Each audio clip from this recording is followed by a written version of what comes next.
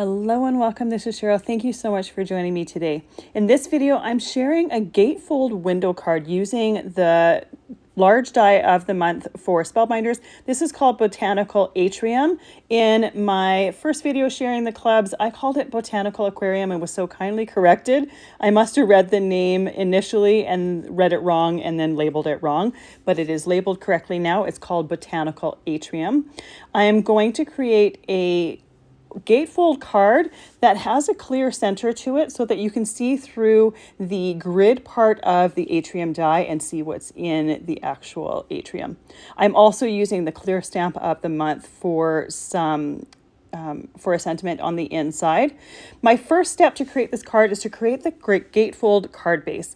I have a piece of cardstock here that is 5.5 by 8.5, and I'm scoring it at 2 1/8 inches from each end so that when I fold them to the center, it meets right in the center perfectly.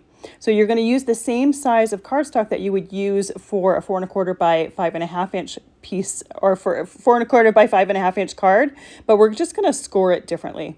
Now, because I'm making an A2 size card, there's not going to be a lot of area around that atrium image. If you wanted to create this as a larger card, you could create a 5 by 7 one. You would then need to score at 2.5 inches from either side and then fold them to the center. Once again, making sure they meet in the center to create a 5 by 7 card base. And then you'd have a lot more surface around the outside of that atrium. Now, what I did on here was I added some Sookwang tape on the left side of the inner flap. And that's because I want to create a clear atrium. So I want to have a little piece of acetate in there. But rather than using my liquid glue and being able to see that liquid glue on the inside, by adding that Sookwang tape there, I can make sure that I can adhere it very securely, but we're not going to see that adhesive because it's just a clear sheet of adhesive over the whole thing. Once I have that adhesive on there, I'm putting the outside part of that atrium die on my card front. I centered it on between the top and the bottom and then between the two sides, and I only taped it on the left-hand side. I want to cut that piece out of there. The piece that I cut out has that Sookwang tape on it. I always keep those pieces and then I'll use them in the future for different die cuts. That way it already has that adhesive on the back. Once that is die cut, I keep that die on there because I'm not quite done yet, but I do add the piece of acetate on the inside, and that piece of acetate is trimmed to 4 1/4 inches by 5.5 inches. And then I tape my die on the right-hand side to that acetate, and I want to cut through that acetate just up to the card front, so the white piece of the card front. I put it on my Spellbinders Platinum 6 machine, and the top plate there, you can see that it has a bevel edge. I am lining up the wide part of that bevel edge with the side of my card, and I'm just doing a little bit of partial die cutting there. I only want to cut up until the card front, the white piece of the card front. The rest of it I am trimming off with my detail scissors, that top and bottom, so I have that whole atrium is going to have that clear acetate behind it. Now, once again, I'm not taking that tape off until I tape my die onto the right-hand side of my card. If I left the card base as it is now, I would have that left or that right flap behind or in front, whichever way you put it, that acetate piece, and it wouldn't be clear. So I want to cut that piece out. Now, this is where doing a 5 by 7 card base would give you a little bit more surface around that atrium, and it might make a little bit more sense for just depending on which type of card or what look you're going for. I didn't mind having as much or as little around the outside as I do because I want that focus to be on the atrium, but just know that you do have options here. The tape that I'm using to tape it together is Best Ever Craft tape. You do have to be a little bit careful once you've run that through the die cutting machine. My pieces of tape are new, so they're still very sticky. So I am careful when I'm taking them off of my cardstock so that my cardstock doesn't rip. You could also take that tape and put it on a t-shirt or a pair of pants a couple times just to take some of the excess sticky out of there so you don't have to be quite as careful. With that card base done, I use my Teflon bone folder to make sure that my folds are nice and crisp. So I'm using that along both of the folds just to make sure that they are nice and crisp and that they fold properly. I have another piece of white cardstock that I cut with that outside die, and I'm going to use that to create the inside of my atrium. I want to have some birds on a twig in that inside part, so I'm using the Perched birds die set from Spellbinders. This came out earlier this year, and it's going to be perfect for adding those details. I have them already cut. I have some pieces cut out of pink sand cardstock, some cut out of Portobello, some cut out of Onyx Cardstock, and I just used my cardstock scraps for this. These pieces are nice and tiny, so those cardstock scraps work perfectly. I want to add a little bit of ink blending to that inside part of the atrium, so I'm using some tumbled glass distress ink and a large Spellbinders ink blending brush just to add some soft ink blending. I don't necessarily want this color to be super bright. I do want it to be a little bit darker towards the outside than the inside, but I want to make sure that I have just a nice colored background that's going to be different from the outside of my card front so you can see it. I have some little leaves here from these Perched birds dies that are cut out of Peridot Cardstock, and I'm doing a little bit of ink blending with some interference ink. This one here is Summer Garden, so on light colored cardstocks it's going to look green, and the shimmer to it is going to have a blue shimmer. On my brown pieces here, I'm using Milk Chocolate Roses, and this is a brown ink, but the shimmer has kind of a corally color to it. So again, these, you're going to see mostly the dye part of these inks, but when you tilt them in the light, you get that little tiny bit of shimmer from the interference. On my pink birds there, I'm using Fruit Salad interference ink, and I'm also going to use a lot of these inks on the pieces for the outside of my card, so they're going to tie in really nicely. Once I have that ink blending done, and I did all my ink blending on my sticky mat because it holds these tiny die cuts and even large ones in place while I'm doing that ink blending.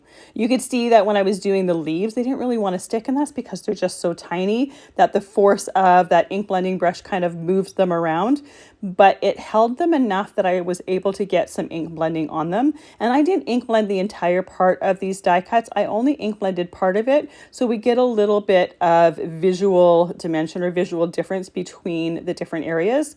You could ink blend the entire thing, but I think it looks a little bit more interesting if you have some partial ink blending and you see a little bit of that cardstock color as well as the ink blended part.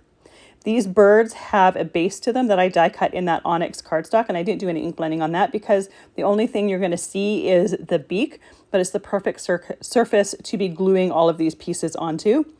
And I'm just using some Barely Art glue with a fine line bottle to do all of my gluing for pretty much all of my card except for the part that I did earlier with that Sookwang tape. Once I have those birds together, I let them sit for just a couple minutes just to have that glue set, and it really doesn't even take a couple minutes. That glue starts to set fairly quickly. Then I can glue all of my pieces here onto that atrium background. Now when I'm placing my branch, I'm trying to keep in mind the idea or the what I have planned for the front of my card. So I'm trying to make sure that it's up farther than I would necessarily put it if I just wanted it on its own. And then those birds, I know that I'm going to have a clear area on the top right area of this atrium. So that's where I'm placing those birds because once again, I want those to be able to be seen from the outside of the card as well. I have a few extra leaves here that I wanted to use to hide the round dot pieces of my branch. These Perched birds dies are made to go in, there's a few different tunnel card die sets. I can't remember the name of them right now, but they're intended to go in there. So these dot pieces are meant to be glued behind the open areas or behind the edges of the open areas for those dies. So I don't necessarily need them on here. I don't want to cut them off though. So I just added a few leaves to the end piece and then to the inside part of the branch. Once that glue has dried, I will just trim the left part of that. The right part of that, I don't want that. I want those leaves to stay on there, but I do want it trimmed off of the left side of it. Then I can put this in my Misty stamping tool, and I'm going to stamp one of the sentiments from the clear stamp set of the month. This is called Nature's Dance Sentiments. And there's several different ones, and this one just worked perfectly. I can't even remember what the actual sentiment said off the top of my head, but it said something about flying, and I figured that worked perfectly for the birds. For stamping it, I used that fruit salad interference ink. I initially was going to do the milk chocolate roses, but then I thought the fruit salad would be perfect to coordinate with those birds. I did stamp it a couple times just to make sure I got a nice, bold and clear sentiment. And then before taking that out of my MISTI stamping tool, I used a damp cloth just to clean the ink off of that stamp. It cleans off really quickly and easily, and that way I know that that stamp is clean, ready to use the next time.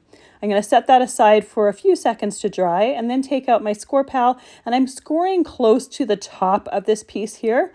Now I want to put this on the inside of my card. I want to be able to see the outside part of this atrium piece. I want that to be see-through for my card, but I also want there to be an area where I can write a message. So by scoring that top part there, I can glue down that top part, put it on the inside of my card, and then when that card gets open, you can lift up that flap. Now to make sure that it's lined up absolutely perfect, you could see that I had my card opened up there, and I used the Best Ever Craft Tape pieces that I used for creating my card front, taped that piece in place, put the glue on the top part of that score line, and then closed my card, put an acrylic block on that and set it to the side so that can completely dry before I need my card again. I want to make sure that that's totally dry. I don't want a chance that I look at it ahead of time and that my glue hasn't quite dried yet. For the flowers on the front, I have some Purple Mist colored cardstock here that I die cut the main flowers, and I'm just doing a little bit of ink blending with Lavender Fields interference ink. This one you're going to see most of the purple, but it has some green interference properties to it, so when you tilt it in the light you're going to see a little bit of that green. And then for my greenery for the front of my card, I have them die cut out of some Fern Cardstock, and I'm going to use that same summer garden pad that I used for my pieces on the inside of the card. You're going to see mostly green, but when you tilt this in the light, you'll see a little bit of that blue interference. Now you might see that my leaf pieces here don't look identical to each other. I was die cutting cardstock scraps. I wanted to get as much of these pieces done out of cardstock scraps. And I know when I'm doing these arrangements on the front of the card, I don't necessarily need full pieces for all of it. There's a lot of pieces that I'm going to tuck behind things. So by just doing some die cutting with most of the die and having some of it just kind of chopped off because it's the edge of the cardstock, I know that I can tear those pieces off and I can still get a good look out of it. I know when I'm creating these things that I'm going to tear pieces off anyway, so there's no point in having complete die cuts, knowing that I won't necessarily use all of them. And I've done enough of these pieces or these arrangements that I have an idea of which ones I want to be full die cuts and which ones I want to be partial die cuts. And this is another example. I did these stems for these flowers, and you can see that on the top of the top three, or the three right ones, I don't have the full image of that die cut, but they're going to have flowers glued over them anyways, so you're really not going to see it. Now, the only part you might see is because the front of my card, this atrium piece, is transparent and has acetate behind it, you might see the back side of some of those die cuts. If that bothers you, you can always do a little bit of these florals to glue on the inside of the card. I don't find that it really bothers me that much because I think people's focus are going to be on the arrangement on the front of the card and then the image on the inside of the card. I highly doubt they're going to be looking really closely at the back side of that atrium. And if they are criticizing it, to me, they're not really appreciating the rest of it. So I don't mind, or I don't bother making sure the inside of that is completely perfect. For these pieces here, I'm just using some Raindrop Cardstock that I die cut and then gluing them to the little dots on the stems. I always like to assemble all of my florals ahead of time, give them some time to dry so that once I'm ready to do my arrangement on the front, all I have to do is arrange it. I have all of the pieces put together already. I can see how those complete pieces are going to look, and it makes it really quick and easy once it comes to the arranging time. And you can kind of get into a zone when you're doing the die cut assembly. They're really easy to know exactly what piece goes where, and having them all together just makes it easier in the end. For these side views of these flowers, I am going to use my fingers and I'm going to shape the petals a little bit just to give that a little bit more visual dimension. I do kind of an S curve so that the base of the petal is flat, so I have a surface to glue down, and then the top part of the petal is kind of rounded out. And again, it's just going to give it a little bit of dimension. It's not enough dimension that I need to put a foam pop dot behind it. It just gives it, it's just not as flat. It just gives it a little bit more interest, in my opinion. I do the same thing for those side petals and just tuck them in. I'm not necessarily concerned with whether the petals lay exactly properly where they're supposed to go. When you die cut these pieces, there is a faint score line, if you will, that gets put on there that lets you know where the petals are intended to be. And some of my petals, once I glue them down, they're just slightly lower than that because of curling those pieces. But I think you wouldn't necessarily even see that unless you were looking for it. So I think whoever you're giving these to wouldn't notice if it's down just a tiny little bit. And by making each one of those flowers just slightly different, it gives it a little bit more interest.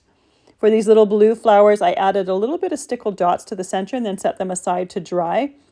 And then my last step before I'm ready to start assembling my card is I have my atrium piece here, the detailed metal part. I have it die cut out of some craft mixed media heavy stock, and I want to make it look metallic. So I'm using some mined foundry wax. This is a Tim Holtz Distress product. It came out several years ago, and I've used it many times in projects. I'll make a playlist with my foundry wax projects in there if you wanted to see more of how this works. So I put it on my glass surface here, and I'm just using my fingers to rub it over the die cut. When you rub it over the die cut, it just has like a matte finish to it. The beauty in this is when you take your embossing tool and you heat it up. That leafing raises to the surface and it makes it look metallic. Now, I did squeeze too much on my surface here. I didn't have anything else to use it on, so I just cleaned it up, and it cleans up really easily with some isopropyl alcohol. Now I have my embossing tool, and I'm putting it on the die cut pieces that have that foundry wax on there, and it's going to make it shine. Now, another option here would be to just use some metallic cardstock and die cut that metallic cardstock. It has a little bit of a different look to it. It has more of a perfect even finish to it. And that foundry wax, because it is liquid and I'm using my fingers to rub it on, there are some areas where it gets a little built up on it. But to me, that looks a little bit like soldering, and it makes it look a little bit more natural, quirky, gives it a little bit more of an interesting look, if you will. Once I have that foundry wax finished, once I've gone with the embossing tool over the whole thing, I can use my my Barely Art glue and put some glue on the back of it. Now, I don't necessarily put it on every single part of that die cut. I do put it on all of the outer edges as well as any of the edges on the inside that are just kind of popping out or curving out. Now that I have that glued to the front, I set that aside to dry till that was completely dry. And now I'm ready to take the tape off the inside part there. That's totally dry by now, so we're ready to take that off of there. The last step here is I have another one of these die cuts done and ready to go, and I'm just going to glue that on the inside. It's just going to cover up my glue from the front and make it look nice and neat inside. This is one of those steps that you don't necessarily have to do. Another option would have been to put some Sookwang tape on that craft mixed media heavy stock before die cutting it, making that a sticker, and then gluing that to the front of the card. I didn't do it that way though, because that Sookwang tape is very, very strong, and sometimes if you don't get it placed exactly, it's really hard to lift up. So by using that liquid glue, it gave me a little bit of wiggle room and a little bit of grace for when I was putting that die cut down. I could move it if I needed to, just ever so slightly. Now that my card base is completely done and my die cuts and my florals are all ready to go, I can start gluing that to the front of the card. So I'm gluing this to the bottom left-hand side of my atrium. Any of the pieces that I'm gluing towards the bottom right-hand side, I'm trying to be careful to make sure where I'm putting the glue, making sure that that glue is not going to go over top of the right side flap of my card. So every once in a while, you'll see me wipe glue off the back, and that's because I have it a little bit too far. Easiest way to do this, though, is to not put glue on any of those pieces that might go over the edge. Another option would be to take some tape backing to cover over top of that right side of the card so that if there happens to be any glue there, it's not going to stick to that part. And by tape backing, I mean like Sookwang tape backing. You could even use some wax paper. Parchment probably would work, but wax paper would be a little bit more resistant. And that way it's going to protect that right side of the card. I'm using that Barely Art glue for this as well. I use it for pretty much everything when I'm creating cards. You don't need to use a whole lot, so the glue goes a really, really long way. And by having it in a fine tip bottle, I can do intricate die cuts as well as large pieces for assembling my card. It makes it super, super easy to use. Once I have all of my pieces done here, I will give them a few minutes to dry. Now, any of these pieces that are going on top of that atrium part, because there's such a fine line there that's raised, you do want to make sure that you're generous with that glue to make sure that it does make contact with that piece there, because most of those die cuts are not going to be having contact with the acetate. They have contact with that detailed piece there. So there was a few pieces when I was creating this that I had to lift them up and give them a little bit more glue just to make sure that that was going to have contact and that was going to glue down securely. Once the rest of this is completely done, I can let that dry totally. And then the last step, I already put some stickles on some of the flowers, but after I was done, I wanted to put them on these purple flowers as well. So I just add dots of stickles and I put some on the yellow centers of those pink flowers as well. Again, it just adds a little bit of extra texture, and it also gives you that sparkle from the stickles. But because I use Stardust stickles, it doesn't have color to it. So I'm not adding any extra color. I'm just adding that texture and that sparkle. Once that is done, I can just let that dry. And because I'm using dots of the stickles here, it really doesn't take very long to dry. But once it's dry, we have our finished piece here. And I absolutely love the look of that see-through atrium with those birds in there. It looks a little bit more like an aviary, but it gives you another idea of one of the ways that you can use this die set. I think this is a die set that is going to be used for years to come. And there's many things that you could put in that atrium. You could put some more plants in there. The front of the die set has the plants on the inside of the atrium, so you could easily do that. I always choose to put them on the outside. I think this would be a fantastic one as well, to put some candles on the inside and then do like a poinsettia Christmas arrangement on the outside. I think that would look fantastic as well. Thank you so much for joining me today. I really appreciate all the time that you spend with me. I hope you have a fantastic day.